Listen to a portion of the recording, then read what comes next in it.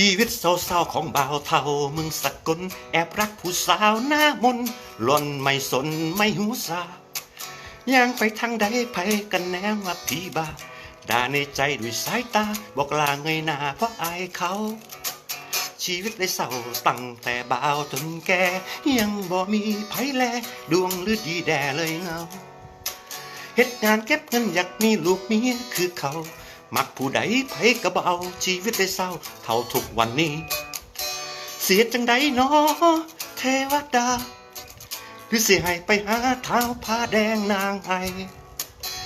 ก้มกราบลงพร้อมพวงมาลัยผ้าแดงนางไอหาเมียให้ล้านแน่โอละนอ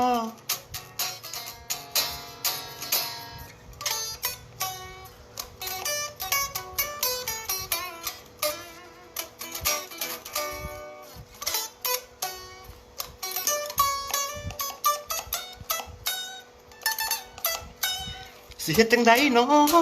เทวดาหรือสิให้ไปหาเท้าผ้าแดงนางไอก้มกราบลงพร้อมพวงมาลัยผ้าแดงนางไอหาเมียให้ล้านแน่โอละนอชีวิตเศร้าๆของบ่าวเฒ่าเมืองสกลแอบรักผู้สาวหน้ามนหล่อนไม่สนไม่หูสายังไปทางใดไผก็แนมว่าผีบ้า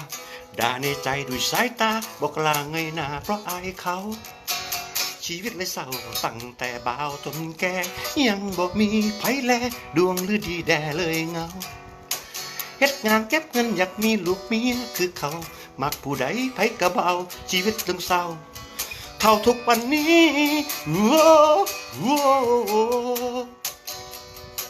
โว้โว้